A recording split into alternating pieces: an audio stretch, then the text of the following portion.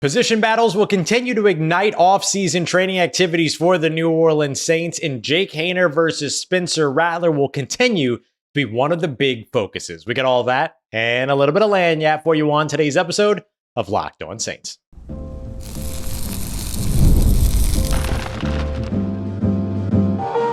You are Locked On Saints, your daily New Orleans Saints podcast, part of the Locked On Podcast Network, your team every day. What is good, Who Dat Nation and Who Dat family? I'm your host, Ross Jackson, New Orleans native, your New Orleans Saints expert and credentialed member of the media covering those New Orleans Saints as a senior writer and reporter over at Saints News Network. And on today's episode of Locked On Saints, I'm giving you 5 things that I'll be watching while we're out at OTAs again as week 2 of OTAs kicks off for the New Orleans Saints later on today. We're going to take a look at A.T. Perry, who is continuing to stand out as a camp star. We're also going to dive into some position battles that are too good to miss, one on offense, one on defense, and we're going to lead it all off with the biggest position battle of them all, QB2 for the New Orleans Saints. Jake Haener looks to have a comfortable lead, but can Spencer Rattler close the gap? We're going to break all of that down and more on today's episode of Locked On Saints. We appreciate you very much for being an everydayer and making us your first listen of the day every day here on the Locked On Podcast Network, your team every day. In today's episode, brought to you by our friends at Game Time. Download the Game Time app, create an account, and use the promo code LOCKEDONNFL for $20 off of your first purchase. Terms apply. Make sure you go and check them out today. Tell you a little bit more about them later, but it's an easy way to save $20 on your first purchase. So Spencer Rattler versus Jake Haener. Jake Haener versus Spencer Rattler.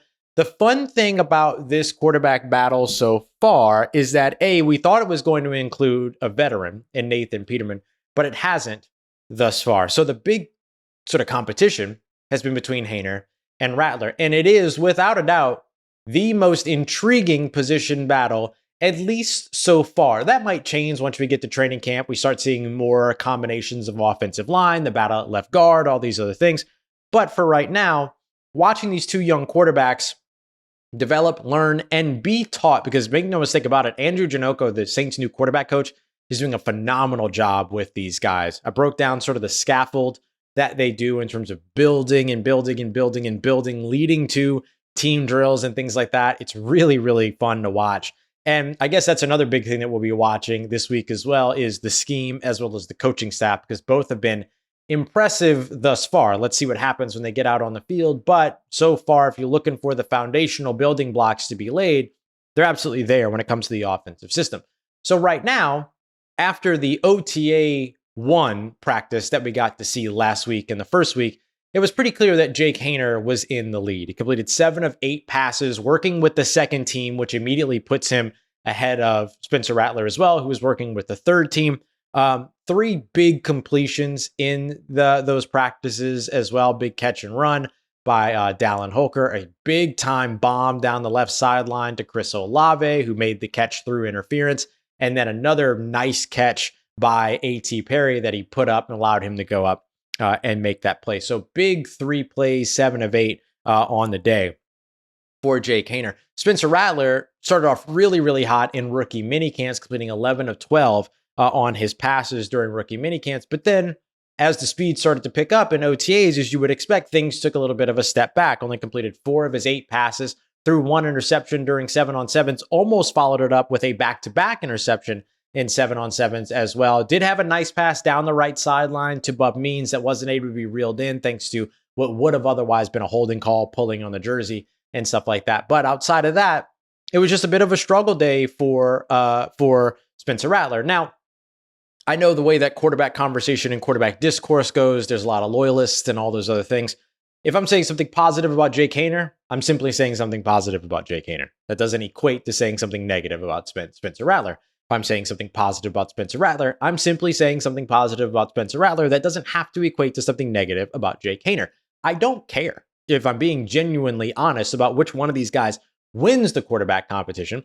I just hope that whoever does take it, if they take it over the veteran and Nathan Peterman, that they take it convincingly. That's the biggest thing for me, is proving that you earned that role. And I think both of these guys have the talent to earn that role. Now, are we going to see any type of rotation into the second team. It's worth remembering that we're media going back for our second OTA practice, but there have been 2 more OTA practices in the time that we haven't been there. When we were first there last week, that was OTA number 1 of 3 for that week.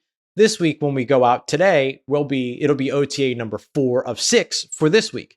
So with that being the case, there's a lot that has probably happened over the course of the last week. So will we see any type of change or rotation when it comes to who is getting those second team quarterback snaps, or is that still Jake Haener's role? Also, are we going to continue to see a lot of this play action rollout, play action drop back, motion, all this other stuff?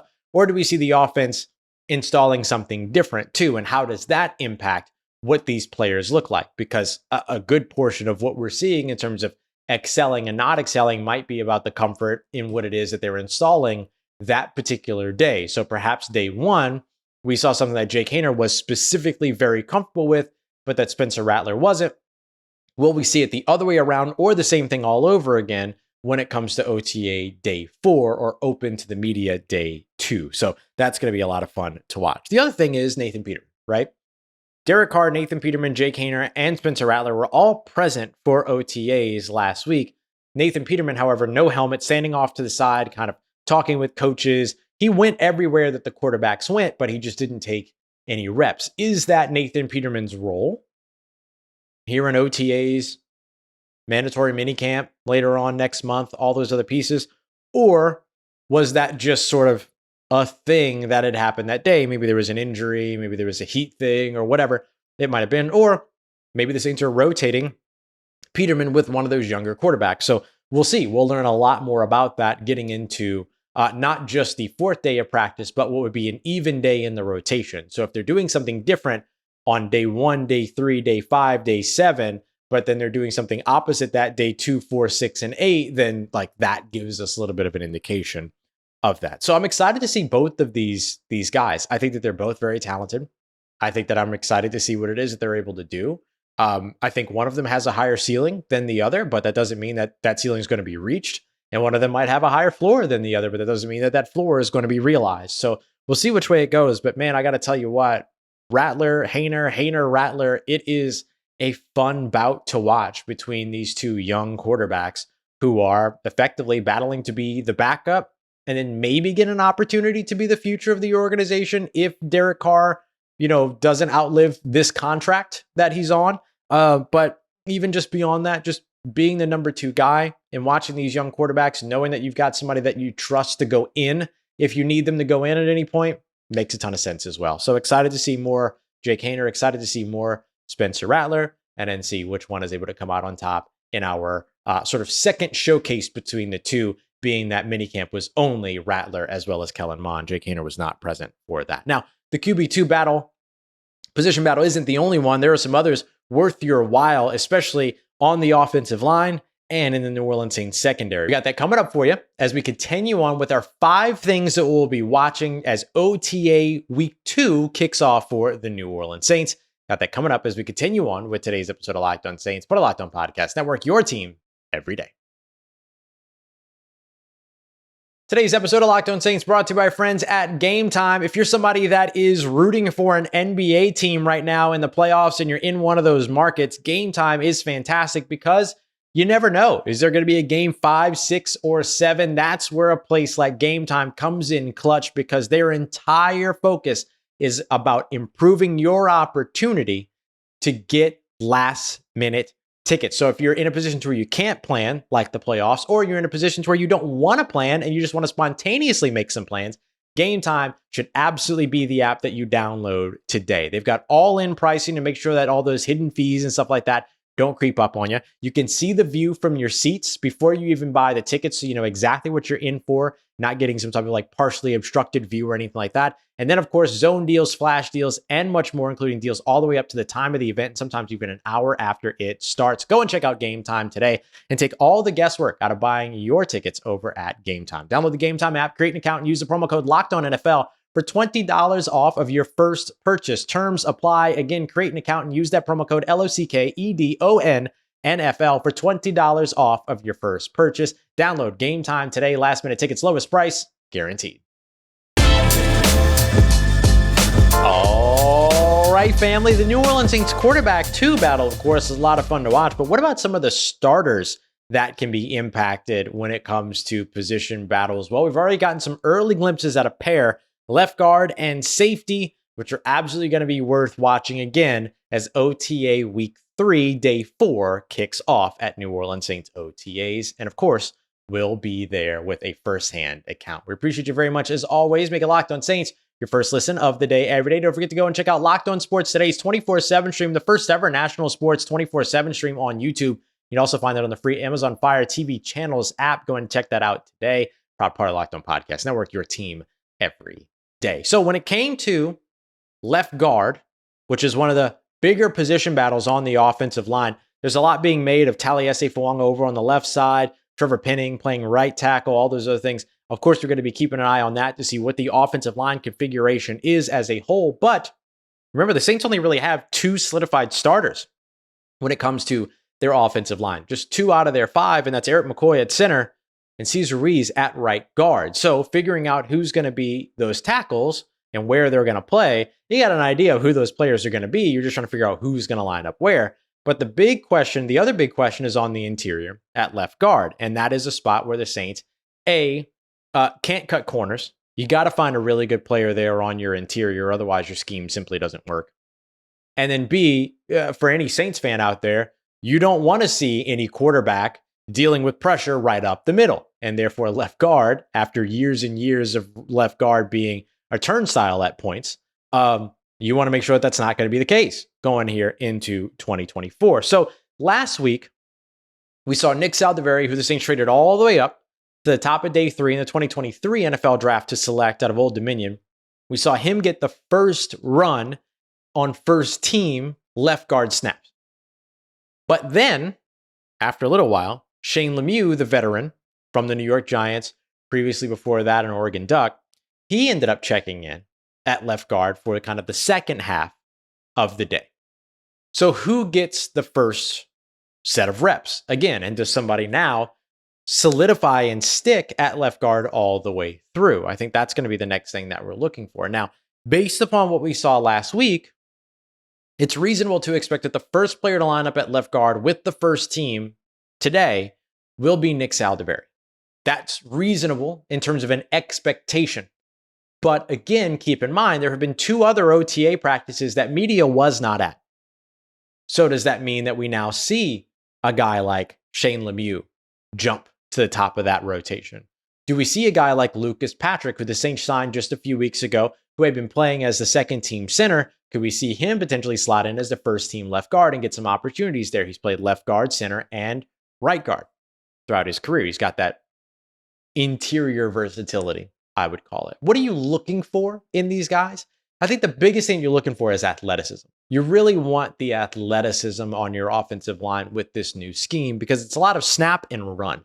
It's a lot of snap and move. It's not so much a ton of, snap and charge directly forward at the guy that you're supposed to be blocking or snap and, drop back into your pass set. Sometimes your pass blocking requires you to move because you're running those play action rollouts. So you need to sell the play fake to one side and sell the play flow to one side so that when the quarterback wraps back around to the back side of the play and is looking at the levels concept, typically levels concept meaning that you're running more than one level of the field. Like you're running a route to more than one level of the field. You got somebody short, you got somebody deep, or you got somebody short, you got somebody in the intermediate, or you got short, intermediate, and deep. Sometimes you got all 3 of them.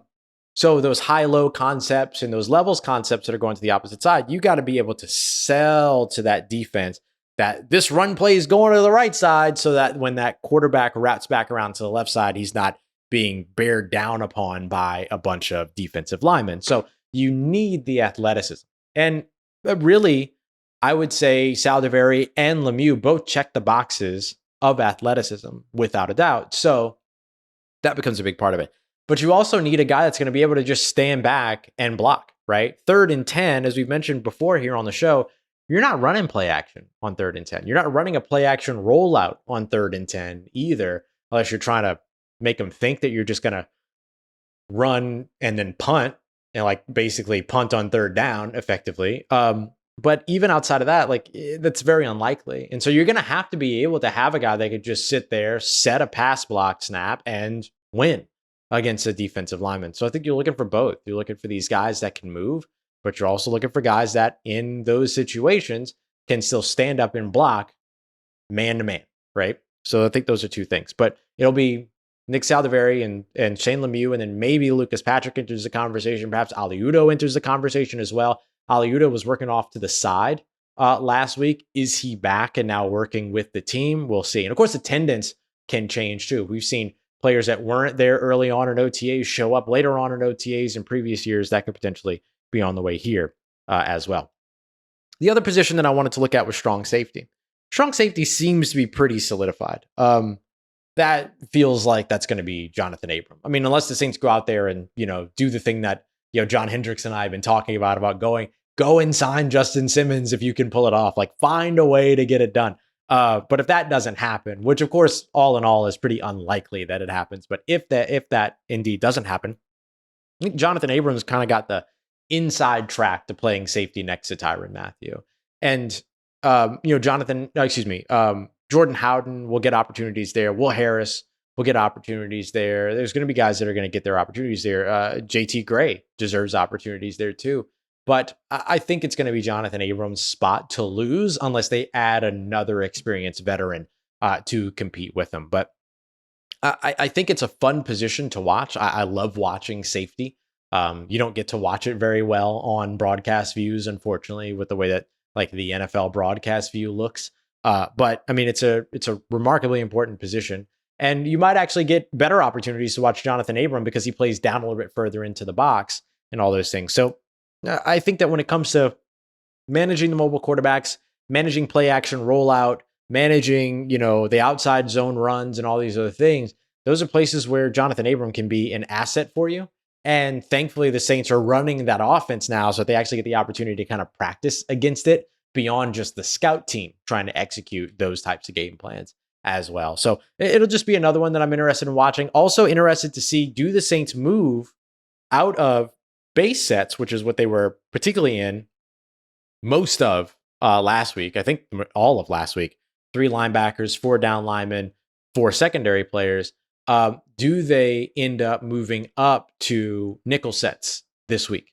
And if so, it gives us an opportunity to see who's operating in the slot on defense and who's operating in the slot on offense. Maybe give us a better look at Cedric Wilson over on one side, Alante Taylor or Kool-Aid McKinstry or Ugo Amadi or Will Harris on the other side, who could also potentially plug in at nickel corner. So as we start to see them go deeper and deeper into their bag when it comes to what they're doing on defense, we'll also get a little bit of a look at that slot cornerback position and how that's panning out over the course of the offseason as well. But until they start doing that, we don't get an early look. So strong safety begins our look, but then we'll see if we can track down to that nickel corner spot. So QB2, left guard / offensive line, safety / secondary, just 3 of the 5 things we're breaking down today that we're looking for at the second day of OTAs that's open to media.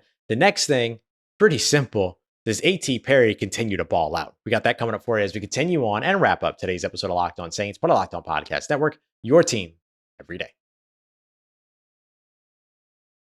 Today's episode of Locked On Saints is brought to you by our friends at FanDuel, America's #1 sportsbook, where you can make every moment more. It's winner take all time right now in the NBA and in the NHL. The Minnesota Timberwolves on their way to a potential sweep, or rather getting swept by the Dallas Mavericks. And right now, FanDuel is giving you everything that you need to make sure that you can bring home a big win of your own. You see, right now, new customers are going to get $150 in bonus bets by winning any $5 bet. So you can go and put $5 down on the Dallas Mavericks to get the sweep done, favored by 2 points right now over at FanDuel. If you get that right, you get the winnings from that, but you also get $150 in bonus bets that you can then use on spreads, money lines, player props, and much more. So go ahead and visit FanDuel.com/lockedon to get started and make every playoff shot count. FanDuel, America's #1 sportsbook. Let's get it, Who Dat Nation. A.T. Perry has already started off as a star in camp, making big plays, but there's something different this time when it comes to a guy like A.T. Perry being a camp standout. We appreciate you very much, as always, making Locked On Saints a part of your day and a part of your routine, as we always say. And we hope that you'll be back with us tomorrow, because don't forget, we are your team every day. So later on today, I'll have a quick 15-minute episode breaking down the big points, kind of all the takeaways that you need, the biggest takeaways that you need from OTA day 4, our second time seeing OTAs. And then, of course, Wednesday morning, a more in-depth breakdown of about 3 of the biggest takeaways from the day. So make sure you come and check that out. And you can also find John Hendricks and I over at Second and Saints live around 6 p.m. tonight, Central Time, as well, breaking down even more. So when it comes to what the Saints standout player has been so far for this team, it's hard not to say A.T. Perry in the first OTA, because he kind of had what could end up being the play of OTAs, when he kind of skied up with his right hand over a couple of defenders, hit the ball, kind of stopped its trajectory, wrangled it with 2 hands before coming down to the ground, making a huge catch. Just a guy that was just imposing his, his I don't know, reach, I guess, on some of these guys. And that's what you want to see from him. And look, every year we talk about, all right, this person's a camp standout, they're a camp star, but what are you going to do in games? Well, A.T. Perry is a little bit different, because we've already seen the impact that he can have in the NFL, the impact that he can have in a game. Because once Michael Thomas went out against the Minnesota Vikings last year and his season came to an end, A.T. Perry's career began big time. 4 touchdowns, 200 plus yards during that time over the course of those last 7 or 8 games. Had a big time touchdown percentage. Kate Majuk giving him a shout out in the fantasy realm and all that. And I think now, as he's our 2024 Locked On Saints breakout player prediction, I guess is fair to say, I'm looking forward to seeing him more in camp. He just looked comfortable last week when we got to see him, even in moments where he wasn't targeted and stuff like that. Just the way that he was moving about the field, you could see his speed, the lateral speed, the kind of over routes that he was being asked to run, attacking the middle of the field. These are all things that you want to see a guy of his size and speed and stature and talent level do. Do I think that A.T. Perry is going to be the next Marcus Colston? Do I think that A.T. Perry, 72 touchdowns in his career? Do I think A.T. Perry is going to be the next Michael Thomas, single season receptions record holder? No, I don't. I don't think that, because it doesn't matter if he's that or not. What matters is he the best A.T. Perry that he can be? And it just seems like every time that we have seen him go out there since, what was that, week 12 against the Minnesota Vikings, that every single game he just kind of got better and better and better, and more and more and more opportunities.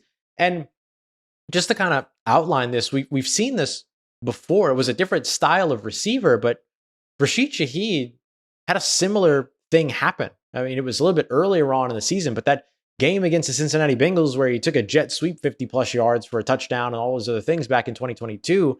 And then he just picked up more and more opportunities, more and more roles, more and more of the offense, was handed to him. He was asked to do more and more and more each week. And then over the course of the offseason going into last year with his big, 700 plus yard season, again, a real opportunity to add more and more onto his plate. And the Saints did that with Rashid Shaheed, and Rashid Shaheed made good on it. And now you've got A.T. Perry, you've got, Coach Dub, Keith Williams kind of leading the way on all this. They really like A.T. for good reason. And he's a guy that has already shown what he can do at the next level. Now, if he becomes a camp star, you kind of feel like it's a little bit more fortified of a projection, right? Emmanuel Butler was a camp star, but couldn't put it together in the preseason and couldn't contribute on special teams. Okay, well, A.T. Perry doesn't have to, right? He's kind of one of your top 3 receivers on this roster, and he's proven that he can put it together in games. So we've seen these camp stars show up. Traquan Smith was a camp star at one point and then went on into the season and didn't really have much of an impact. A.T. Perry's already had an impact, and then he becomes a camp star, and I think that goes a long way. So I'm excited to see what A.T. Perry continues to do over the course of OTAs, and I'm excited to see today if he's able to add and continue to build on the momentum from last week. Spencer Rattler while we're looking at him to see if he can manage adversity, A.T. Perry, it's like, okay, can you build on your success? Can you stack and stack and stack and stack? And I think that that's a big one. And I'll mention Bub Means too. I mean, Bub Means is another one that I'm excited to see. Do we start to see some of the slot snaps and things like that for guys like him, as well as Cedric Wilson and all that too? I think that's the other part. That's just going to depend on what they're installing during the day. And then finally, special teams. The kicker and punter battle. There will be kicker and punter competitions, legitimate ones, just like there were last year. Last week with OTA number 1, we got to see the incumbent guys. Lou Hedley had several punts that went between 4.5 and 4.9 seconds of hang time. He was punting more like a traditional NFL punter. He was not doing the rugby punts. I don't know what that was about, if that was just an opportunity to try something, information gathering, or if they're going to be asking him to do more straight up punts going into 2024. But when he was asked to do that, he shanked a couple, but the majority of his punts looked really good. And then Blake Grupe went 7 of 7 in what I would call like shorter range field goals. I don't know that they went too much further past like extra point and beyond. You know what I mean? He went 7 of 7. Blake Grupe did. Lou Hedley looked pretty good, punting straight up.